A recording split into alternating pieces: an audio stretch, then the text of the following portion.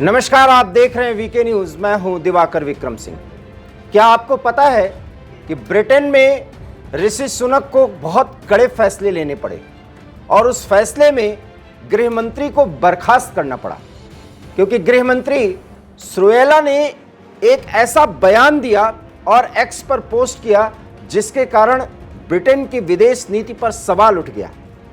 और सिर्फ सवाल यह उठा कि क्या ब्रिटेन कट्टरपंथ और उदारवाद के बीच अब झूल रहा है, क्योंकि इसका बड़ा नुकसान ब्रिटेन की छवि को जा रहा था और विपक्ष ने सुनक को घेर लिया और उनको सुएला को बर्खास्त करना पड़ा। अब हम आपको बताएंगे कि हमने ये बात क्यों कही। ऐसा इसलिए क्योंकि भारत में भी संघीय प्रणाली में हर राज्य के अपनी एक शासन प्रणाली है, लेकिन केंद्र से वो पूरी तरीके से इस मामले में जुड़ी हुई है कि कम से कम विदेश नीति के संदर्भ में अगर कोई एक फैक्ट सामने लाया जाए या किसी विचार पर आगे बढ़ा जाए तो सबका समर्थन मिले। हालांकि उसमें अगर कोई कमी है तो उसको बताया जाए, उसको संशोधन कराया जाए। इजरायल और हमास के बीच जो युद्ध चल रहा है उसमें भारत की नीति स्पष्ट है कि भारत आतंक का विरोध कर रहा है, इसलिए इजरायल को आत्म सुरक्षा के लिए हमला करना चाहिए और हमास को खत्म करना चाहिए। लेकिन हमास को खत्म करने के नाम पर अगर एक अबोध और जो निरपराध है उस फिलिस्तीनी की जान नहीं जानी चाहिए, यह भी भारत कहता है। अर्थात गाजा पट्टी में बेतहाशा बमबारी न की जाए, उसका तरीका बदला जा सकता है। ये अपने दोस्त इजरायल से भारत ने स्पष्ट कर दिया। बेंजामिन नेतन्याहू इसको लेकर के थोड़ा नाराज भी हुए, क्यों कि एक दोस्त ने ऐसी बात कही है, लेकिन भारत ने कहा सिद्धांतों के आगे भारत नहीं झुक सकता, चाहे दोस्त की बात ही क्यों ना हो। लेकिन कट्टरपंथियों को खुश करने के लिए भारत के एक राज्य केरल में जो कुछ भी हो रहा है वो अनर्थ है, अतिवादिता है। आने वाले समय में इसका परिणाम जरूर होगा और वो परिणाम दुष्परिणाम होगा, कोई सकारात्मक परिणाम नहीं होने वाला। आपको हमने पहले भी बताया था, वीके न्यूज ने इस मुद्दे को उठाया था कि किस तरीके से मुख्यमंत्री की मूक सहमति के बाद वहां पर हमास के लीडर का एक बाकायदा प्रोग्राम आयोजित किया गया। उसमें जो तकरीर उसने की उस पर प्रतिक्रिया दी गई और नारे भी लगाए गए और हिंदुत्व के खिलाफ नारे लगाए गए। और उस पर जब दबाव बना तो वहां के मुख्यमंत्री ने बाकायदा उस पर ऐलान किया कि वे जांच कराएंगे कि ऐसा कैसे हुआ। खैर, अभी तक परिणाम क्या रहा, जांच के निष्कर्ष क्या रहे, नहीं पता चला। लेकिन आपको हम यह बताना चाह रहे हैं कि इस केरल में कट्टरपंथियों की पकड़ इतनी मजबूत हो चुकी है कि कांग्रेस हो, लेफ्ट पार्टीज हो, जो अक्सर बदल बदल करके सत्ता में आती रहती हैं, इनकी मजबूरी है कि ये कट्टरपंथियों को खुश करें। एक तरफ केरल की सरकार कट्टरपंथियों को खुश करने में लगी है तो कांग्रेस भला पीछे कैसे रख सकती। कांग्रेस के एक सांसद बाकायदा ये बयान दे रहे हैं और हम आपसे अनुरोध करेंगे और ये हम चेतावनी भी देते हैं कि जो उन्होंने कहा है इसका पालन कतई नहीं करना चाहिए। किसी के खिलाफ ऐसे शब्दों का इस्तेमाल नहीं करना चाहिए और हमारा उद्देश्य भी इस तरह की बात करने का नहीं है। लेकिन जो उन्होंने कहा है वो खुद देखिए आप।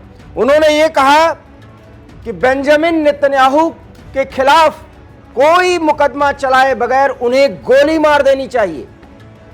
एक सांसद कह रहा है और सांसद ऐसे नहीं कर रहा है, वो भी एक तकरीर मार्का कुछ लोगों के बीच में ही बोल रहे हैं। किसको खुश करना है?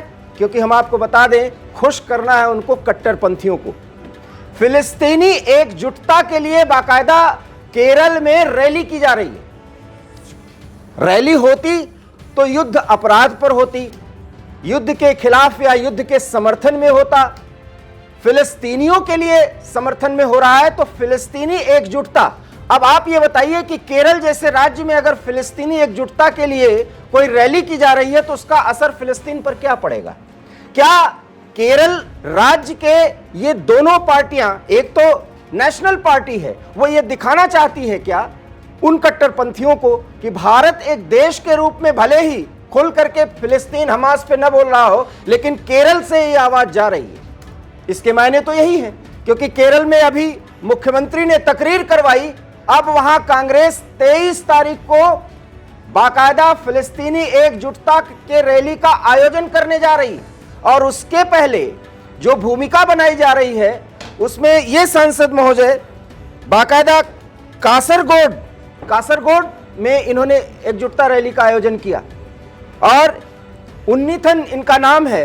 इन्होंने बाकायदा ऐलान किया है कि अगर उनके खिलाफ कोई कार्रवाई करनी है तो कोई मुकदमा नहीं चलाया जाना चाहिए, उनको गोली मार देनी चाहिए। क्या एक मेंबर ऑफ पार्लियामेंट को किसी देश के प्रधानमंत्री या राष्ट्रपति या किसी शासनाध्यक्ष के खिलाफ ऐसी टिप्पणी करनी चाहिए? और क्या इन सांसद महोदय की टिप्पणी से नेतन्याहू को गोली मार दी जाएगी? हम नेतन्याहू के समर्थन में नहीं बात कर रहे, लेकिन भाषा को बिगाड़ने का काम इसलिए किया जा रहा है क्योंकि इससे वहां पर जो कट्टरपंथी हैं वो खुश हो जाएंगे, और खुश हो जाएंगे तो वोट मिलेगा। खेल कुल मिलाकर के यही है। इसलिए फिलिस्तीन के नाम पर हमास के नेता की तकरीर कराई जा रही है, हमास के नेता का समर्थन कराया जा रहा है और प्रकारांतर से हमास का समर्थन किया जा रहा है। और ऐसी भाषा या तो पाकिस्तान में बोली जा रही है, अफगानिस्तान में भी नहीं, और भारत के केरल राज्य में यह सब कुछ हो रहा है। बड़ा सवाल है कि देश के इस राज्य में जहां 98% से अधिक साक्षरता है, वहां पर कट्टरपंथ क्यों इस तरह से प्रभावी है, ये अब भारत को चेत जाना चाहिए, सरकारों को समझना चाहिए।